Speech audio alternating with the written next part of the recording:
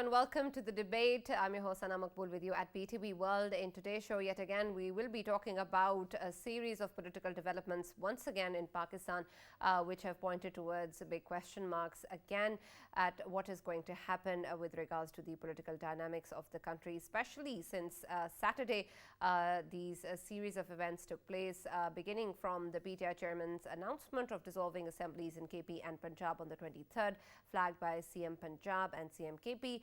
And then in the aftermath of that, we saw remarks coming in from CM Punjab with regards to statements made on the former Chief of Army Staff by the PTI chairman, saying that he does not have the same opinion and that he does not want to hear such remarks coming in from anyone, and that he will not be tolerating that in the future, of course, pointing towards cracks between the much talked about and much important alliance between the PTI and PMLQ. And then, of course, we saw that the PMLN and the PPP lawmakers submitted a no confidence motion against CM Punjab. At the same time, the governor also asked for a session for a vote of confidence from the Chief Minister Punjab, which now the Speaker of the Punjab Assembly has said is not constitutional because the session was going on and hasn't been prorogued, and so a special session cannot be called on by the governor for the vote of confidence.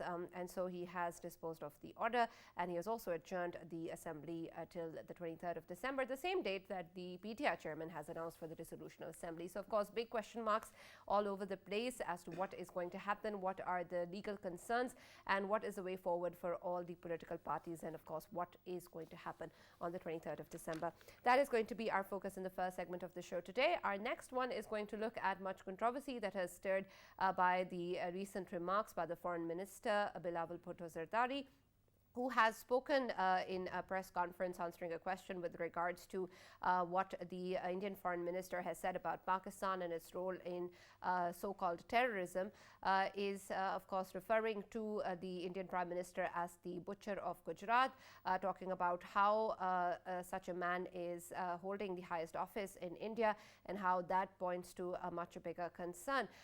These remarks have called a lot of protests in order within India, and a lot of questions have been posed towards the foreign minister, to which he has responded by saying that he was only repeating a historical fact and he believes that is what he has done, and that the other party in fact believes that repeating history is a matter of insult. He also called on interviewers who are asking him with regards to these concerns, the fact that there is a bounty of rupees 20 million on his head that has been called on by a member of the BJP is a matter of much larger concern, crosses a much bigger line, and should be the point of concern that everyone needs to be talked about. And the fact that it's being dismissed and what is being asked is something else from the foreign minister is of course part of the problem. And he of course also reiterated his point and said that what he's saying actually proves his own point and is not the measure that one takes to disprove somebody who has called someone the butcher of Gujarat. And so the extreme action in fact proves his own point. So we will be talking about this particular concern, of course, of the people and the foreign minister's remarks on this matter and the controversy around it. That is going to be the focus of our second segment of the show today. For this and more, as always, in the studios, I've been joined by senior analyst Farouk Patafi, and we've also been joined in the studios by political analyst and legal expert, Barrister Safiullah Ghari. Thank you very much, Safi, for joining us and being a part of the debate. And we've also been joined online by Barrister Asad Rahim Khan, who's also a legal expert. Thank you very much, Asad Rahim, for joining us and being a part of the debate. Let me start with you, Barrister Safi. Of course, there are big legal question marks as to what is going on, especially in Punjab, and whether or not this is something that we're going to be seeing go over smoothly in the next few days. But let's take it one at a time. First of all, of course, what the Punjab Assembly Speaker has called as unconstitutional is the governor asking for the vote of confidence in a special session while the session was still going on. That the Speaker says is not constitutional, and so the vote of confidence is not in order. Is that correct? Absolutely. Sana, thank you for having me. And I think this is an ideal example of PTI spin doctrine. I'm actually quite impressed by the way all of this was carried out. Article 130 subsection 7 of the Constitution of Pakistan makes it amply clear that the Chief Minister of a province serves at the pleasure of the governor, and the governor, if he is concerned that the chief minister does not have the requisite support of the members of the assembly, may call upon the assembly members to have a vote of confidence for the speaker. This is a constitutional right.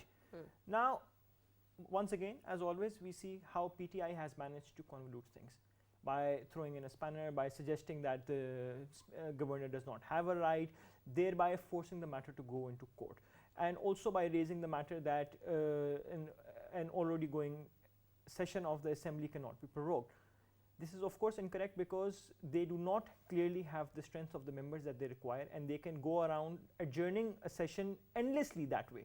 There needs to be a stop. Any time a governor realizes that the chief minister no longer enjoys the majority support of the members, he may so ask for the vote of confidence.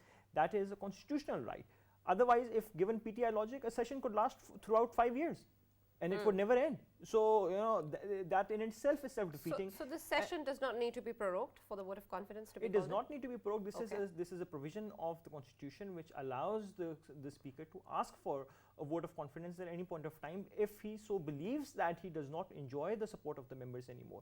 That is why the constitutional provision exists. Now, it is constantly being conflated with the vote of no confidence, which is a completely different provision, which can also be triggered. But in this particular scenario, if the governor himself, and he's under a legal liability and a responsibility to understand if the speaker or the chairman senate enjoy the majority support or not, and that is something that they have amply made clear that they do not. Because if for instance, let's just take a step back and see this from a different lens.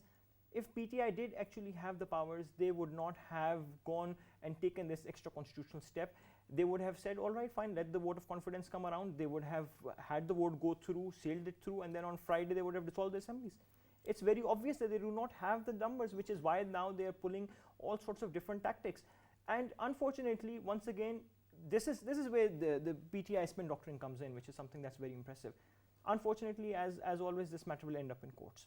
It's inevitable. The matter will go to Lahore High Court. From there, it might end up going to the Supreme Court, and this will end up buying more time for the PTI. The PTI's breaking of the assembly will not take place, and then they will blame it on the courts. They will say, oh, we wanted to break the assemblies on a Friday, but hey, now the matter is in court. The Supreme so Court, it goes the High in their Court won't favor let for the matter to go to courts. Absolutely. Right. Barrister Asad, considering, of course, that the political leaders have also been citing the Rule 22 of the Punjab Assembly Rules of Procedure and Sub Rule 7, saying that if for any reason the vote of confidence does not happen, then that automatically means that the CM does not enjoy the confidence of the members. Is that something that we will witness tomorrow, because the session has been adjourned now to Friday? Gee, thank you very much for having me. I think we need to take a few steps back. I agree with Barrister Saab that this matter will eventually go to court, but the situation is much more complicated.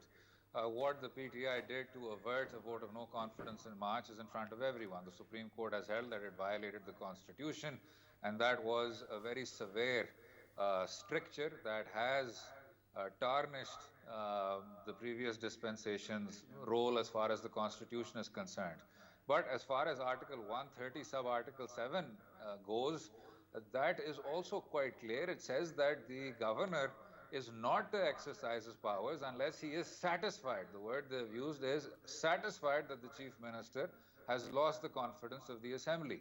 And we saw with Zafrullah Khan Jamali Sahab in the late 1980s that it has been litigated before that the governor cannot, on a whim and a prayer, decide that the chief minister should go for a vote of confidence based on some intuition that he's not been able to adequately disclose. So that will be the other facet that the court is going to look into, and this is a valid question as regards summoning. It says quite clearly in the Constitution that the governor does have the power to summon a session or prorogue a session. If a session, however, is already going on, then I do think it requires clarification as to whether the governor can actually throw himself into the middle of the proceedings and say there's going to be a fresh session, and the same week as our members are going to move a vote of no confidence, we're also going to move a vote of confidence, because that clearly points to the ulterior motive that you're trying to prevent a provincial dissolution. So this situation is not as straightforward as it seems, But one has to say with a lot of sadness that should this matter go to courts, it is another failure of our parliamentarians to decide this entire matter and to decide our constitutional process where it should, that is in the House of our representatives. Right, absolutely. Farooq, in the past also we've seen when we have, and especially within this year also, such incidents have gone to the courts. You have also pointed out towards the positive aspect of that, that there is, of course, now clarity moving forward, and that hopefully that is going to strengthen the way we go ahead. Do you think that the matter, that the same is true for this matter if it goes to the courts? Right, Sana, I say that because in the end, the matter goes to the court, and then court actually decides whatever it is. And then what else can I say? I have to welcome that, the interpretation. But I totally agree with both my friends here that it is a total failure of parliamentary method of democracy when there are so many ambiguities in the law that in the end you have to rush to the courts to interpret law and actually clarify all those ambiguities. Who controls these parliaments? Who actually controls these legislatures, these politicians? Why is it that they cannot sit together and ensure that all these loopholes are taken care of and actually closed as soon as possible? Because then, of course, nobody will be able to change, political apple cart actually topple the apple cart through courts. That's why they keep on doing it. And for political parties that keep on saying that somehow the country did not have smoother run of democracy, somehow the country did not have rule of law, and constitution was held in abeyance in this country for quite some time, the fact remains that most of these instabilities that are created because or their lack of their inability to sit together and to actually take care of the business before it ends up with any unelected institution.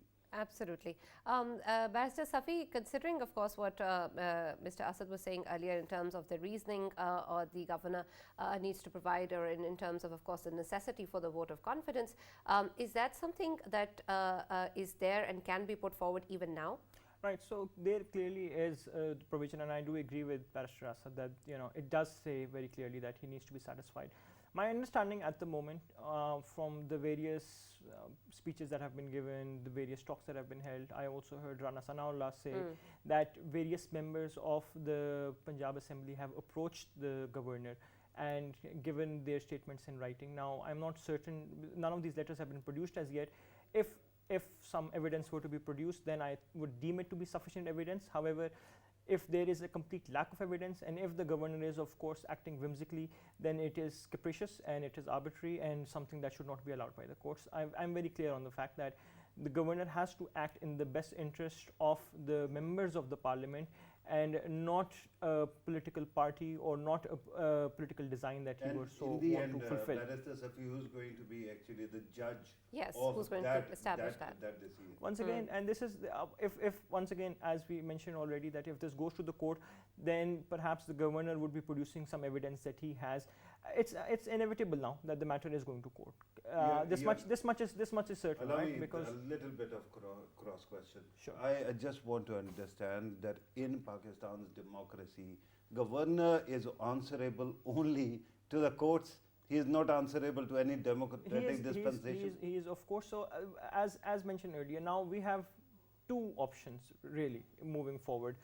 Hold a session tomorrow, let the parliamentarians fight it out in a fist fight, or let the matter go to the court.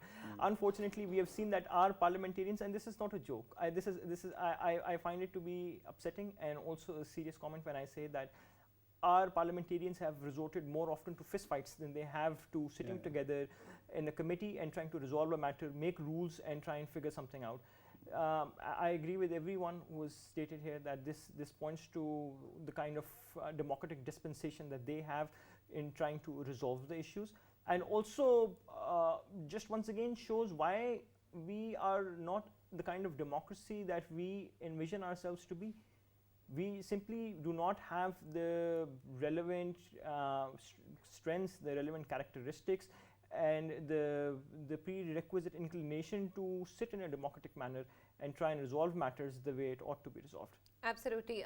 Barrister Asad, considering, of course, that this issue is not resolved at the moment, and we stand here on Tuesday, the session is adjourned till Friday, does that mean that the vote of no confidence or the decision or the announcement of the dissolution of assemblies, have they been rendered as not happening now? Can we assume that? Well, as Safisa very eruditely put it, these are two separate aspects. A vote of confidence comes under Article 130, Sub-Article 7, and is rooted in the powers of the governor, which, as we've discussed, require further interpretation as regards certain aspects. A vote of no confidence, though, is quite distinct. A vote of no confidence tends to throw the ball in the court of the speaker, and there is a timer that starts running as soon as the parliamentarians that wish to table a vote of no confidence actually decide to move that resolution in the assembly. So, should the speaker, as he is doing right now, even decide to take shelter behind the fact that a session has already been summoned, it is going to be harder, especially in light of the judgment of the Supreme Court earlier this year, Pakistan People's Party versus Federation, that the speaker has certain substantive powers, but has certain procedural powers, but they cannot come into questions of substance. So you cannot indefinitely put off a vote of no confidence if you have the requisite quorum and you have the requisite numbers. Now, whether that vote succeeds or not, that is another question. Right. So until we have the vote of no confidence, at least the dissolution of assemblies will not take place. That is true? correct. A vote of no confidence precludes the dissolution, as we saw earlier with Mr. Khan and Mr. Suri. Right, absolutely. Let me also welcome in the debate Mr. Sardar Ramesh Singh Arora, who's MP at PMLN. Thank you very much, Ramesh Saab, for joining us and being a part of the debate. Of course, we're talking about what is going on with reference to the Punjab Assembly, and there are big question marks, many of the legal questions that we have discussed with our guests. But in terms of where the political party stands and where the PMLN stands, I'd like to take your opinion on what do you think needs to happen tomorrow, because of course we have heard the Interior Minister and other leaders also pointing to the fact that the vote of confidence needs to take place tomorrow, with the Interior Minister also so much saying that the CM Assembly the Punjab Assembly will be shut if this does not happen. How exactly does the PMLN want to proceed with this? Look, thank you so very much. Look, whatever we are going to do tomorrow and or day after, yesterday, there's a summary and there is vote of no confidence submitted by the PDM parties. And we want that the Chief Minister, the sitting Chief Minister of Punjab, he should get vote of confidence from the House.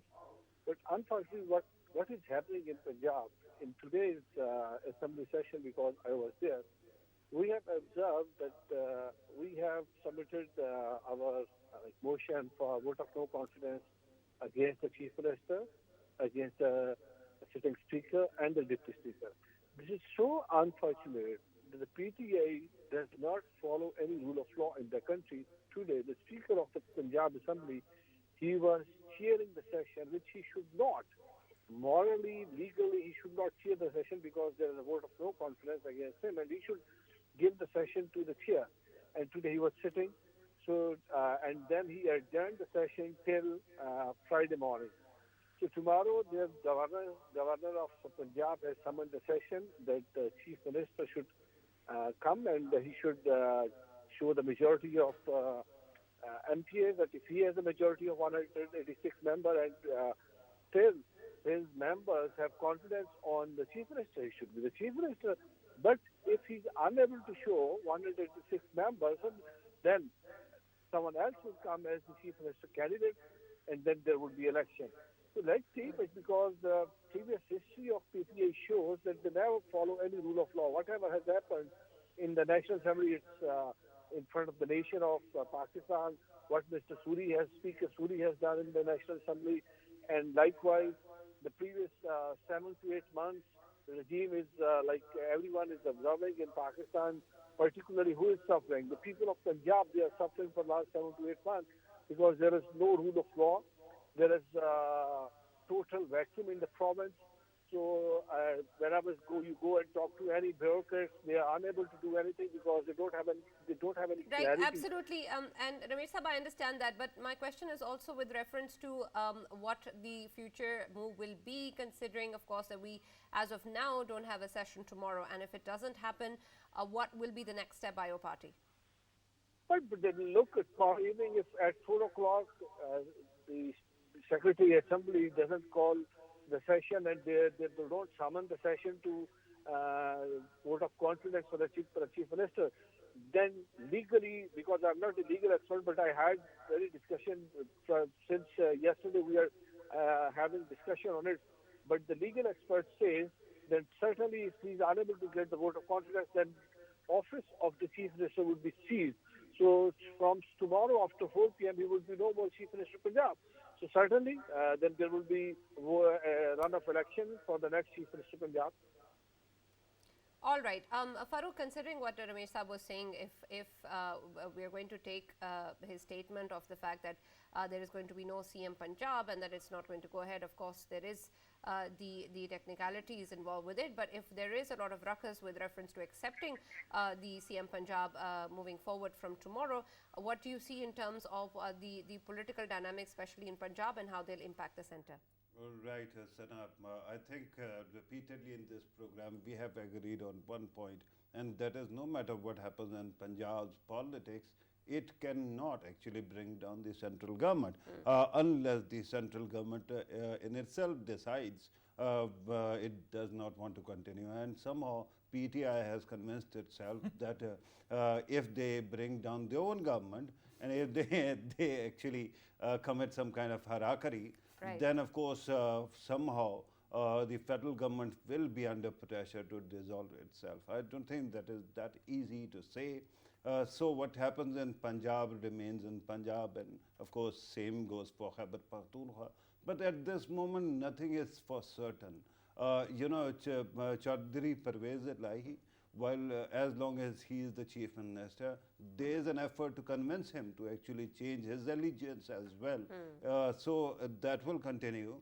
A very simple answer to the request for dissolution would be for the chief minister to tender his resignation. Then you can do nothing because there is no chief minister, and then whatever you want to do will happen after there is a chief minister, right? Because it is his summary, his recommendation that ensures that the assembly is dissolved. But regardless of that, Sana, let me ask you one thing. Right. At this moment, while we are speaking, 33 million Pakistanis are still impacted by the floods. Economy has been taken to actually cleaners. In Bannu, what happened, you have seen the operation still continues, although the government has said that clearing operation is continuing. The original issue has been resolved. In Khusdar, there was terrorist activity. Elsewhere, there are so many concerns at this moment for the common man. The price of roti, the bread, keeps on increasing in Punjab. And at that time, our political class and our media punditry is obsessing about this thing, right? My question is, if I am a common man on the street and if all of this is not about me, it is about somebody else, then why should I even bother worrying about what happens in the country? I mean, okay, if you want to save your politics, do save it. If you can't, who cares? Then I will worry about my own, humble pie and my own concerns. So at this moment, the impression that is increasingly there among the masses is that whatever the political dispensation, this PTI and PMLN or PDM, struggle is not working for the common man, and that is a big concern for the politicians. Should be, because then it can actually impact their legitimacy in the long run. Absolutely, and of course, this is something that we hope that we get to see from our political leaders as well. Barrister Asad, I'd like to ask you also with reference to what Ramesh Saab was pointing towards with regards to the PMLN stance and them not accepting the CM Punjab if the session is not held tomorrow. Of course, we have discussed the fact that the matter is eventually going to go to the court, but how exactly is that going to pan out in terms of where the CM ship stands today and how the PMLN moves forward? Because of course that's not just something that will happen just by saying that they don't accept the CM. Well, the entire process, fortunately for us, is grounded in the Constitution, and then there are the rules that you have also referred to, which are the Punjab Assembly rules of 1997. To go through that process, though, it is very, very important that there is a physical expression of the loss of confidence in the Chief Minister. Now, whether that is through the government's directive that you should have a vote of confidence, or whether that's through constitutionally decided numbers which are provided in terms of what quorum you need to make to vote the Chief Minister out, that is unfortunately or fortunately the only deciding factor as to what removes Mr. Elahi and whether or not the opposition can muster those numbers.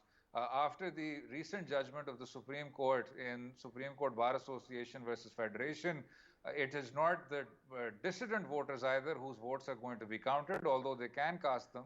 And it's a bit of a misconception that should they cast them, they're going to be disqualified or deseated. That's not what the judgment says, but it does make it a lot more difficult for a provincial chief minister or for a prime minister to be voted out purely in terms of numbers. But if I may be allowed just a 5-second digression, I 104% agree with what Farooq Saab said.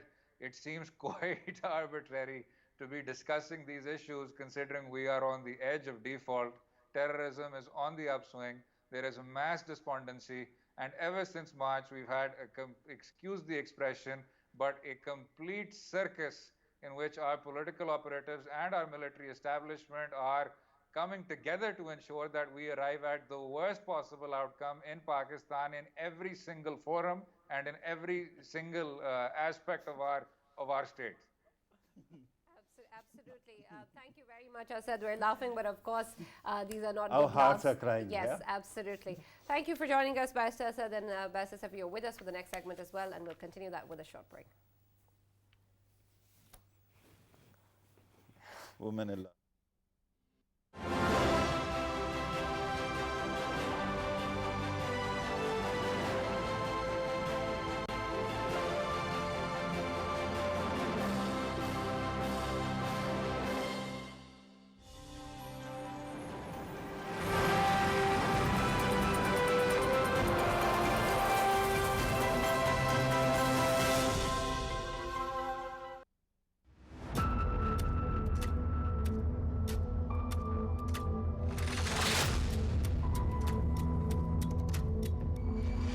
In the era of global news coverage, we aim to tell the truth. Through meticulous discussions and in-depth analyses about stories that matter the most. We underline key events as and when they happen. Watch Newsroom with me, Umar Khalid Pak, for a daily roundup of the latest international and local top stories.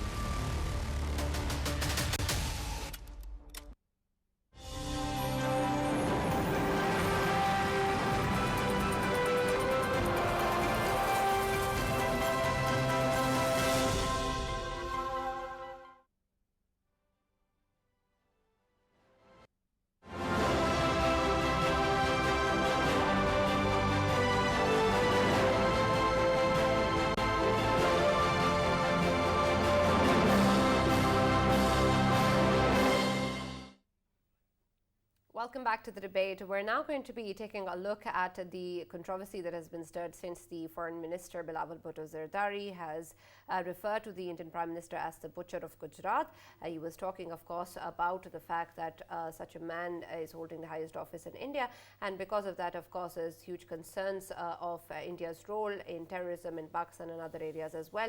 A response that he was giving to the statements made earlier by the Indian Foreign Minister against Pakistan, calling them the host of Osama bin Laden and the center of terrorism, among other things.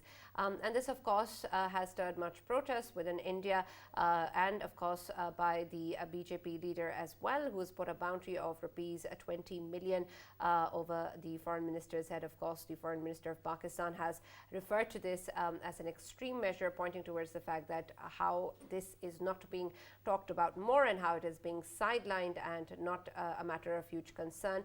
And in fact, what he referred to, which was a historical fact according to him, and the fact that this was something that was not coined by him, not termed by him, it was something that was used in the aftermath of what happened in Gujarat, is just a repetition of historical fact, and that is being talked about much more than the fact that there is a bounty to assassinate the foreign minister of another country. Farooq, considering, of course, that this is what is being talked about by the foreign minister, and then, of course, the people who've been asking him, he's clarified the fact that this is a historical fact. He's clarified also that the extreme measure of putting a bounty on his head just, of course, also proves towards what he was earlier saying. Again, we still see that the way that the international community has taken up this issue, which was, of course, also pointed out by the foreign minister, is that perhaps the issue in itself, which is the fact that there is a huge concern of this bounty being on the head of a foreign minister of another country, is not being looked at as seriously as it should. And what is being talked about is the remarks made by Mr. Bilawal, which is, of course, something that has been said in the past as well. What does this say about the international community? Right, Sana, and that is very important. Let me refresh everybody's memory, because this tiff between Pakistan's foreign minister and India's external minister, who seems to be externalized for some reason, actually began when the Indian external minister, affairs minister, actually brought up, some kind of accusation or this implication that Pakistan is supporting terrorism, and then there was talk of Osama bin Laden, yada, yada, yada, right?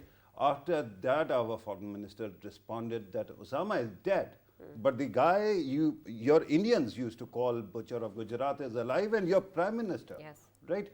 And that actually kind of frames the entire narrative. You have to look at what is happening right now. On one side, you're calling Pakistan, somebody who harbors terrorism. On the other side, your own, BJP senior official is announcing bounty on a human being, and then you call yourself actually anti-terrorism. This is the kind of India that Narendra Modi has actually brought into existence, and that actually tells you what exactly is going on. But since Narendra Modi is a faulty product, and they have actually acquired him and placed him on a seat that was once actually where actually Manmohan Singh, somebody as tall as Manmohan Singh sat there, right? Now, because of that, they have to throw this hissy fit, and they have to try to censor the entire world. India keeps on, and Western media actually keeps on saying that China demands censorship.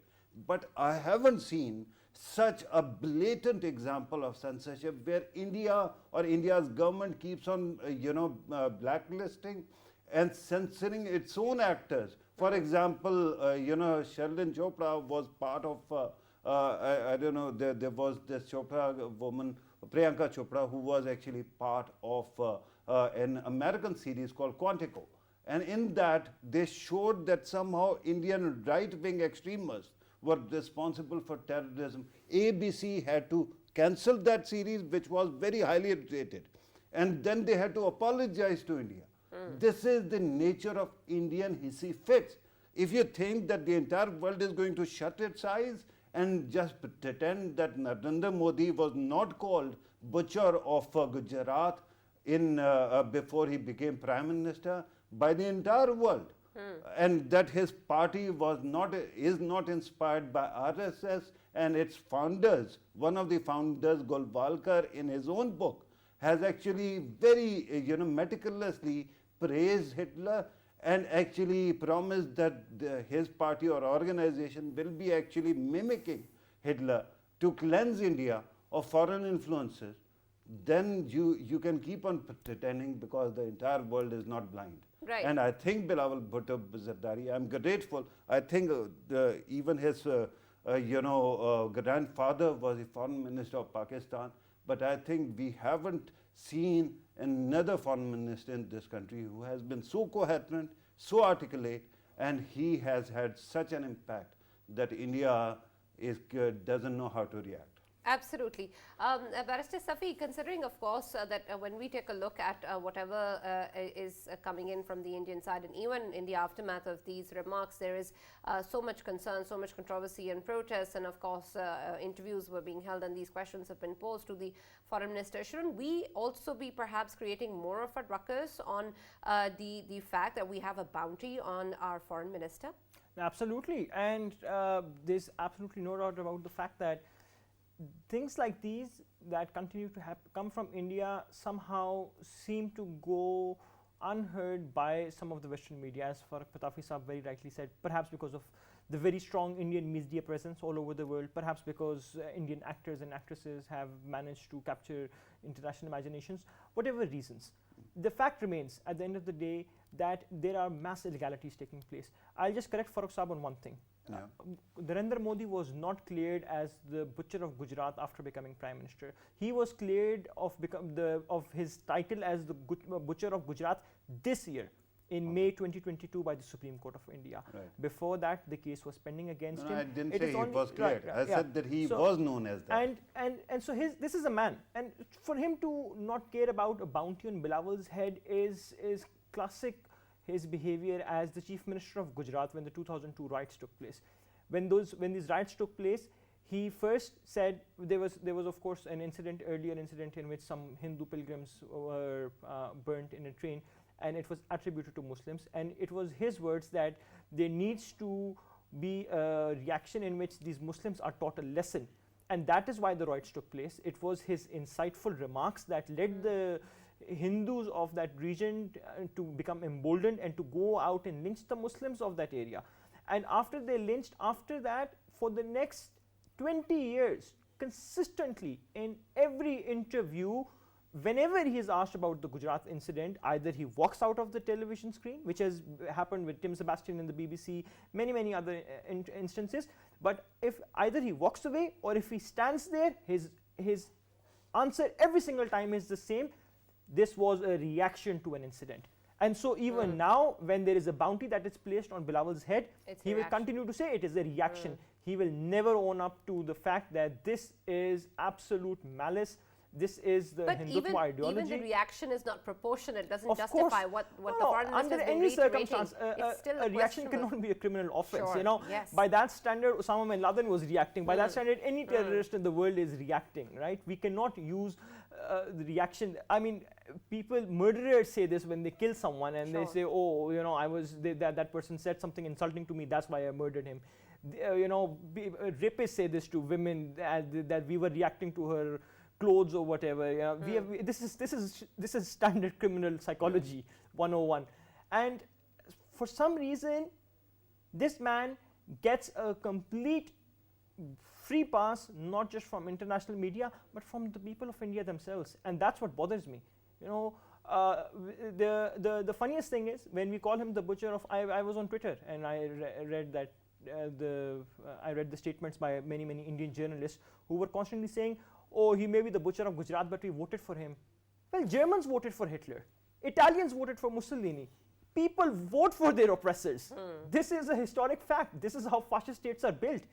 And if that is the best description that you can come up with, if that is the best defense, rather than trying to even put forward a reasonable defense.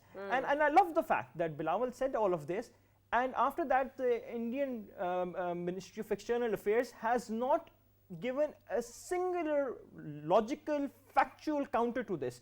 Instead, they have constantly said, "Oh, he should not have said this."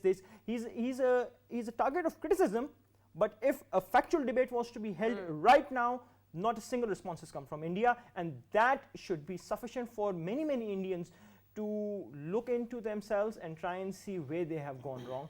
They can't even debate this matter. Absolutely. And Farooq, you can add to that, but let me also pose another question because we're short on time.